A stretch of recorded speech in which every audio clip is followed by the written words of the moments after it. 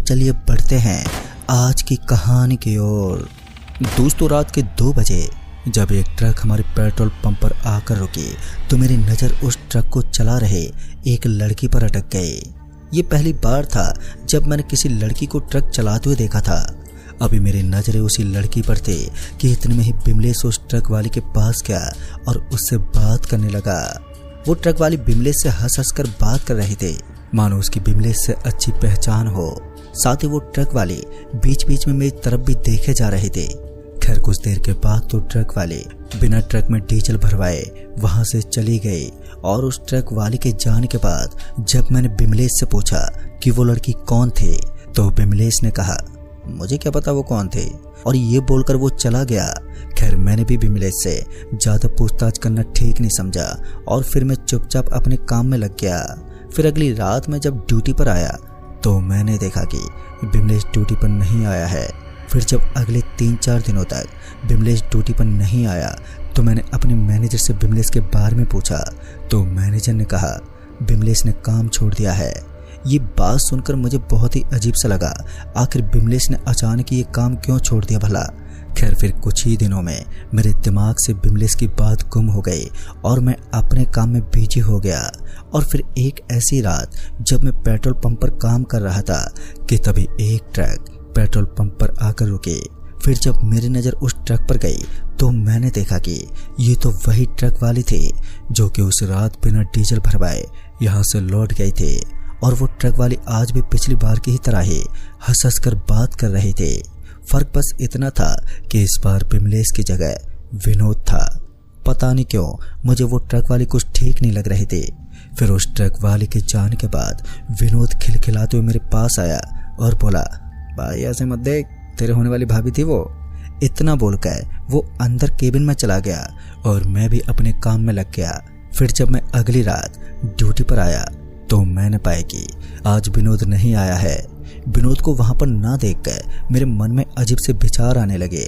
मैं तुरंत ही मैनेजर के पास गया और जब मैनेजर से विनोद के बारे में पूछा तो उसने कहा कि उसे बुखार है, इसलिए वो आज नहीं आया। दोस्तों, ये जानने के बाद मुझे लगा कि मैं बेकार में ही परेशान हो रहा था। मन की संतुष्टि करने के बाद मैं अपने काम में लग गया। और ऐसे ही जब कुछ दिन बीत गए तो मुझे विनोद का ख्याल आया क्योंकि वो अभी तक काम पर नहीं लौटा था। फिर जब मैंने मैनेजर से विनोद के बारे में पूछताछ की तो मुझे पता चला कि विनोद ने भी काम छोड़ दिया है। पहले बिमलेश और अब विनोद का अचानक ही काम छोड़ देना मुझे कुछ ठीक नहीं लग रहा था। कुछ तो बात थी जो मेरे दिमाग में अब उथल पुथल मचा रहे थे।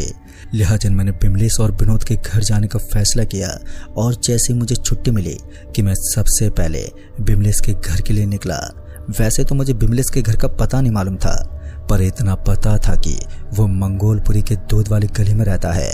और फिर जब मैं पूछते पाछते मंगोलपुरी के दूध वाली गली में पहुंचा तो वहां के लोगों से पता चला कि एक रात जब वो काम से लौटा था तो वो अचानक ही पागलों की तरह हरकतें करने लगा। और फिर कुछ ही दिनों के बाद वो कहीं पर चला गया, जिसके बाद से अब तक उसका कोई पता नहीं है। उसके घर वाले भी यहाँ से अपने गांव चले गए हैं। अब बिमलेश के बारे में ये जानने के बाद मेरा शक और भी गहराने लगा। मुझे ऐसा लग रहा था कि हो ना हो विनोद के साथ कुछ ना कुछ तो हुआ है। लिहाजा मैं मंगोलपुरी से सीधे निकला बिजनौर के लिए, जहाँ पर विनोद रहा करता था। फिर जब मैं विनोद के घर पर पहुंचा तो मैंने देखा कि दरवाजे पर ताला लटका हुआ है। फिर जब पड़ोसियों से पूछताछ की तो पता चला कि विनोद की तबीयत खराब है और वो पिछले कई दिनों से जिला अस्पताल में भर्ती है। ये पता चलते ही मेरा शक अब यकीन में बदलने लगा था। तभी मैंने सोचा कि एक बार अस्पताल जाकर विनोद से मिल लेता हूँ, पर अब तक शाम हो चुकी थी और मैं काफ़ी थक भी चुका था, इसलिए मैंने घर लौटना ही ठीक समझा और मैं घर पर लौट आया। पर दिमाग में अभी भी विमलेश और विनोद को लेकर कई सवाल मेरे जहन में उठने लगे थे। फिर जब मैंने ध्यान से बीती सारी बातों पर गौर किया तो मुझे कुछ चौंकाने वाली चीज का पता चला। जैसे कि वो ट्रक वाले जब पहली बार पेट्रोल पंप पर आई तो उस रोज अमावस की रात थी, और जब दूसरी बार आई तो उस रात भी अमावस की ही रात थी।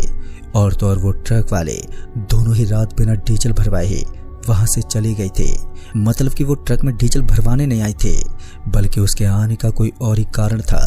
जिसके चलते बिमलेश लापता हो गया है और विनोद अस्पताल में भर्ती है। खैर मेरी वो रात बस बिमलेश, विनोद और उस ट्रक वाले की बात में ही बीत गई। फिर अगले दिन से मेरा काम शुरू हो गया। वैसे तो मैंने कई बार सोचा कि इस बारे में बाकी कर्मचारियों को बता दूं, पर यह सोचकर मैं पीछे हट गया कि ये लोग मामले की गंभीरता को समझने की बजाय मेरा मजाक बनाने लगेंगे। फिर मैं इसी बीच अपने काम और घर परिवार में ऐसा उलझा कि मेरे दिमाग से सब कुछ निकल गया।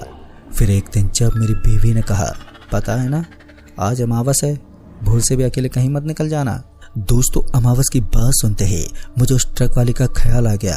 आज फिर अमावस की रात थी, जिसका मतलब था कि वो आज फिर पेट्रोल पंप पर आने वाली थी। अगर ऐसा होता है तो फिर हम में से किसी की जान खतरे में पड़ने वाली थी। फिर जब मैं ड्यूटी पर पहुंचा तो मैंने देखा कि सिर्फ सुकेश ही आया हुआ है।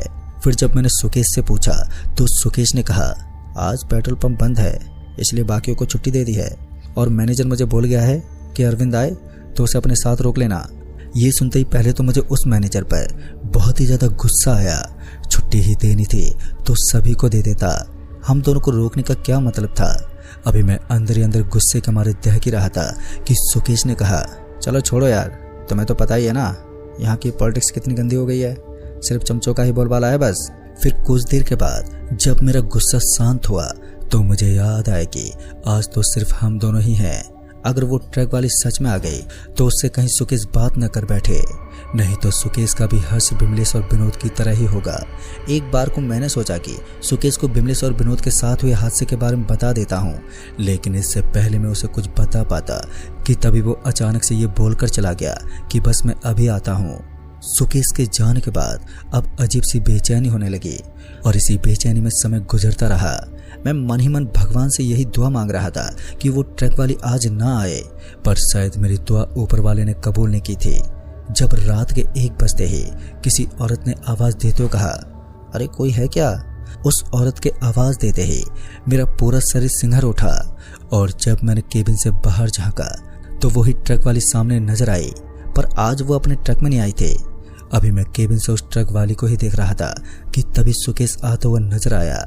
सुकेश को उस ट्रक वाले के पीछे देखकर मैं एकदम से घबरा गया। मुझे इस बात का डर था कि कहीं सुकेश उस ट्रक वाले से बात न करने लग जाए। मैं सुकेश की तरफ ही देख रहा था कि तभी उस ट्रक वाले की नजर सुकेश पर पड़ गई और इससे पहले मैं सुकेश को आगाह कर पाता कि वो औरत उससे बात करने लगी और मैं चाहकर भी कुछ नहीं कर पाया। मैं केबिन के अंदर खड़ा कपकपाता सुकेश और उस ट्रक वाली को देखता रहा। फिर जब वो ट्रक वाली सुकेश से बात करके चली गई तो तब जाकर मेरा मुंह खुला और मैंने सुकेश को आवाज देते हुए अपने पास बुलाया। सुकेश मेरे पास आते ही मेरे चेहरे को देखते बोला, क्या अरविंद भाई, कोनो भूत तो न देख लिए हो जो पूरा चेहरा पसीने से उतरा हुआ पड़ा है? सुकेश के इतना कहने के बाद मैंने जब बिमलेश और विनोद के बारे में बताया तो सुकेश को मेरी बात पर यकीन नहीं हुआ, उल्टा वो मेरे पर ही बरस पड़ा।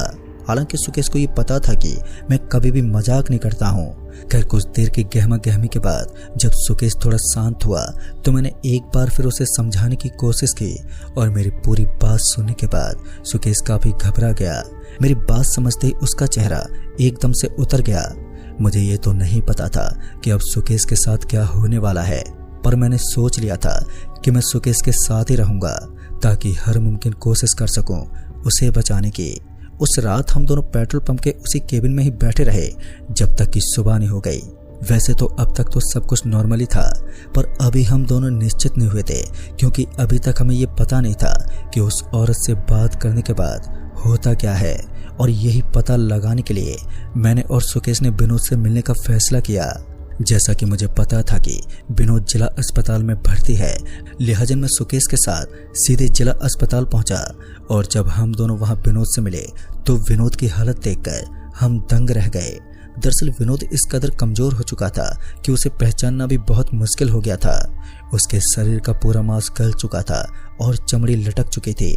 उसका जबड़ा भी टेढ़ा हो गया था जिस वजह से वो अपना मुंह नहीं खोल पा रहा था और आंखें इतनी अंदर की तरफ धंस गई थी कि ये भी पता नहीं चल पा रहा था कि उसकी आंखें हैं भी या नहीं। विनोद का ये हाल देखकर तो सुकेश के हाथ पैर उसी वक्त फूलने लगे थे। मैं सुकेश की मनोदशा अच्छे से समझ सकता था, पर अब ये समझ में नहीं आ रहा था कि उस ट्रक वाले के बारे में कैसे पता लगाएं।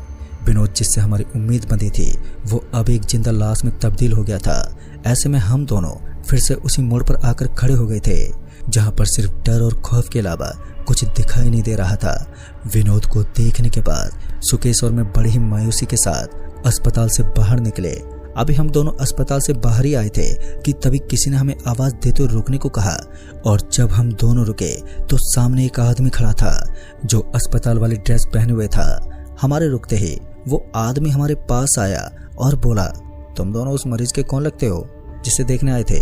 जिस पर मैंने कहा, वो हमारे साथ पेट्रोल पंप पर काम करता था, पर एक दिन उसने अचानक ही काम छोड़ दिया और पूछताछ की तो पता चला कि वो बीमार है, इसीलिए हम दोनों विनोद को देखने चले आए। मेरे इतना कहते ही उस आदमी ने कहा, वो बीमार नहीं है, उसे कुछ ऐसा हुआ है जो डॉक्टर के बस से बाहर है। वो हर रात 1 बजे बात करने लगता है और सुबह होते ही खामोश हो जाता है। ये सुनते ही मैंने उस आदमी से पूछा, विनोद क्या और कौन सी बात करता है?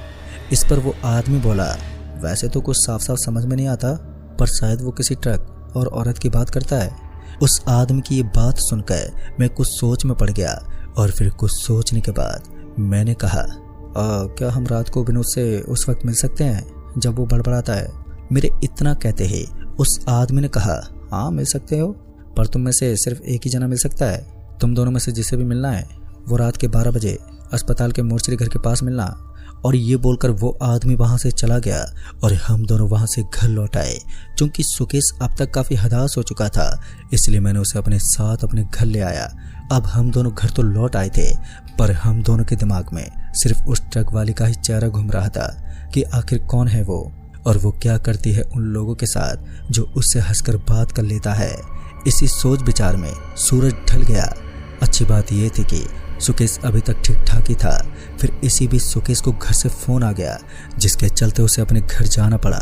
सुकेश के जाने के बाद मैं वेट करने लगा अब रात के 12 बजने का, क्योंकि अब शायद विनोद ही एकमात्र जो हमारी थोड़ी बहुत मदद कर सकता था।